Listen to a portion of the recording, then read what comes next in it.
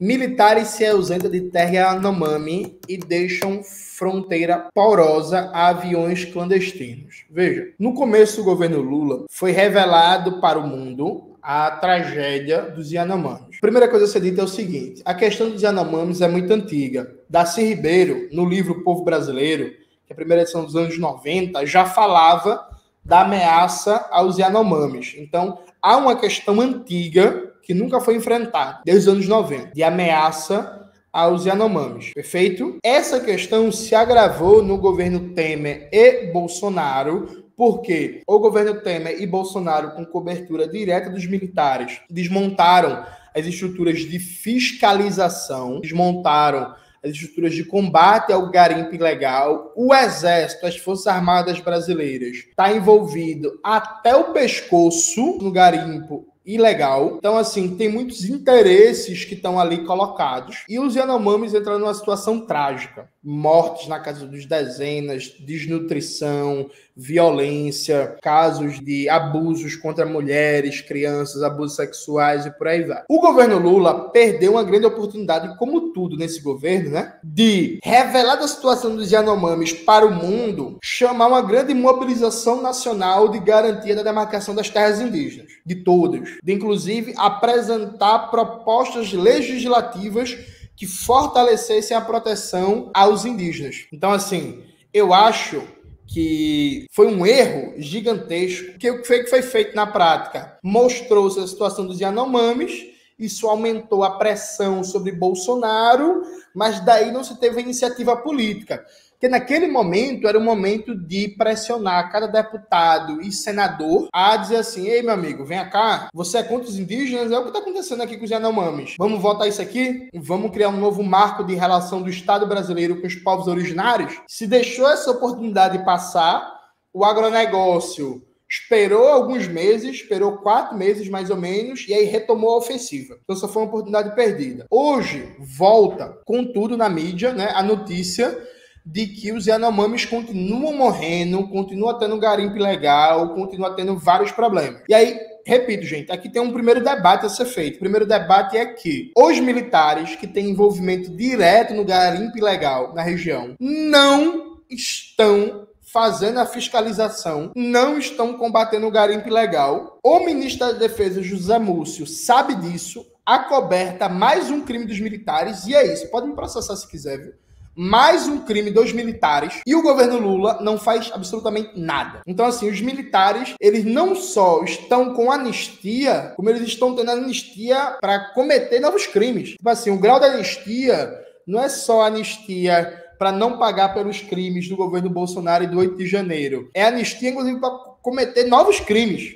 Está sendo cometido agora. Os caras estão afrouxando a fiscalização, estão se recusando a fazer voos de reconhecimento com aviões, desativando bases militares, deixando contingentes menores. Aí fica a pergunta: quantos crimes contra o povo brasileiro o José Múcio vai precisar cometer para ser demitido? Quantos crimes? Que é uma coisa impressionante, porque com 1% disso, teve gente que foi demitida do governo Lula, né? Quantos crimes contra o povo brasileiro o José Múcio vai precisar cometer? E eu acho engraçado que tem um bocado de petista fanático na internet que adora atacar comunista, né? Web comunista, não fala nada do José Múcio, né? O José Múcio participou do golpe contra Dilma em 2016, e o José Múcio está agora acumulando crime por cima de crime. Aí, o José Múcio apoia mais esse crime dos militares, que tem envolvimento direto com o garimpo ilegal. Os outros ministérios são ministérios que, ao meu ver, estão falhando em dar um combate político e fazer uma pressão aberta interna, externa. Quando eu falo interna, é dentro do próprio governo, e externa na sociedade, para colocar um freio no crime dos militares. Ministério dos Povos Indígenas, Ministério da Cidadania e Direitos Humanos, Ministério da Igualdade Racial, Ministério da Justiça, está falhando de enfrentar a questão, dar uma resposta concreta ao drama dos povos originários, nesse caso o povo Yanomami, mas também tem a situação que aconteceu na Bahia, a nega Pataxó foi assassinada, o povo Pataxó foi atacado. É muita viagem, muito prêmio, muito holofote, por aí vai. Isso aqui, na hora de articular a pressão política, na hora de articular a luta política, está tendo falhas gravíssimas. Para piorar, e aí veja, o exército brasileiro tentou dar um golpe no 8 de janeiro, querendo impor uma GLO. Aí o exército brasileiro está praticando um crime agora contra os Yanomamis. Essa matéria, gente, explica muito bem, consulta inclusive várias pesquisadoras e especialistas sobre a questão Yanomami, explica por que persiste a crise humanitária dos Yanomamis e deixa claro, no debate acadêmico brasileiro, na universidade, nos especialistas, ninguém tem dúvida, dos jornalistas sérios, comprometidos que acompanham, ninguém tem dúvida do papel dos militares nisso. Perfeito? Isso é fato dado. Ninguém tem dúvida. Ninguém tem dúvida. Então, assim, os militares, depois do que fizeram no 8 de janeiro, estão cometendo um novo crime. Só que os militares estão cometendo um novo crime. O que é que eles ganham de presente? Bota na tela, Maxwell, a matéria do Brasil de Fato sobre os militares e o orçamento. Gente, o governo Lula está apoiando uma medida para destinar, via PEC, colocar na Constituição 2% do PIB para a defesa. 2% do PIB para a defesa. E aí, se a gente tivesse numa situação normal, né, com forças armadas populares, nacionalistas, anti-imperialistas, a gente podia até debater se isso é bom. Eu acho que na Revolução Brasileira a gente vai ter que ter forças armadas bem equipadas, bem armadas, modernas e por aí vai. Mas não é o caso. A gente não está na Revolução Brasileira. A gente está na República Burguesa com militares golpistas que não passaram por nenhuma reforma. Aí quando você desce nessa notícia, o que é que está dado? Em 2023, segundo a reportagem da Folha de São Paulo, baseada em dados do Portal Transparência, as Forças Armadas gastaram 32,4 bilhões com pagamento de pessoal da ativa e 31,2 bilhões com pessoal da reserva e reformados. Ou seja, os caras gastam mais de 60 bilhões só com o pessoal. Boa parte do orçamento de defesa no Brasil é consumido com despesa de pessoal, praticamente nada de investimento. Então, assim, o governo Lula está apoiando a medida que vai aumentar a força dos militares. 2% do PIB para os militares. E assim, gente, o que é uma PEC? PEC é uma proposta de emenda à Constituição, tá ligado? E aí, para você aprovar e para você derrubar, você precisa de maioria qualificada. Então, é um tipo de medida que é mais difícil derrubar. Gente, o governo Lula vai dar uma PEC para os militares. E aí, veja, a base bolsonarista apoia e o governo Lula apoia. Vai dar uma PEC para os militares que vai garantir 2% do PIB. Aí esse governo quer empurrar austeridade em saúde, em educação, em cultura, em lazer, em assistência social, em meio ambiente, política para mulheres, política para a população negra, política para a população LGBT, austeridade no lombo do povo, déficit zero no lombo do povo, equilíbrio fiscal no lombo do povo e 2% do PIB para militares. Aí é Estado mínimo, neoliberal na veia para o povo trabalhador. Corte de gastos, equilíbrio fiscal, austeridade, déficit zero e 2% do PIB para os militares. Os caras que têm mais de 100 bilhões de verbas por ano. Não é possível. Aí, o que é que os militares fazem? Os caras são tão reacionários, que eles negaram a ideia de que a mulher possa participar de todos os postos militares com base numa ideia de uma fisiologia da mulher. Um argumento lá século XIX, lá começo do século XX.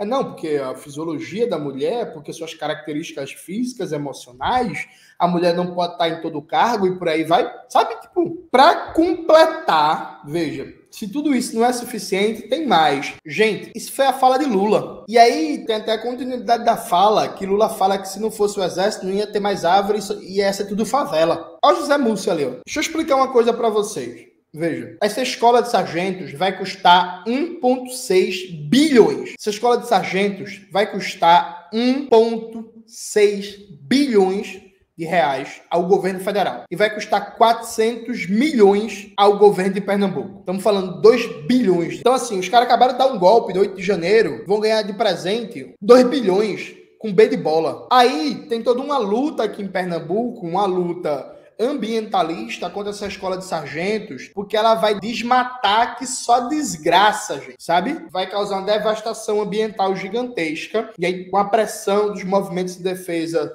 do meio ambiente, contra o desmatamento e tal, o que é que o Lula faz? Lula fala que o exército é que protege o meio ambiente, que se não fosse o exército, toda a região onde vai ficar a escola de sargentos já seria uma favela. Mas vou além. Vem cá, gente. Existia um debate que essa escola poderia ficar em Santa Maria, no Rio Grande do Sul. Essa escola vai ficar em Pernambuco, um dos estados mais importantes do Nordeste. Deixa eu ver se eu entendi. Quer dizer que em 2018, em 2022, a região Nordeste deu um voto majoritariamente anti-bolsonarista. Não é que o Nordeste seja de esquerda, progressista, socialista, nada disso. Quer dizer que o Nordeste deu um voto majoritariamente anti-bolsonarista e que foi a região fundamental para a derrota de Bolsonaro. Aí os caras definem que vão colocar uma base militar no meio do Nordeste brasileiro, encravado em Pernambuco. Vão trazer entre familiares, alunos, instrutores, trabalhadores, vão trazer 10 mil pessoas. Então, assim, vai ter 10 mil pessoas ligadas ao meio militar, que quando a escola estiver pronta de funcionamento, vão estar morando em Pernambuco. Isso vai alterar a paisagem política,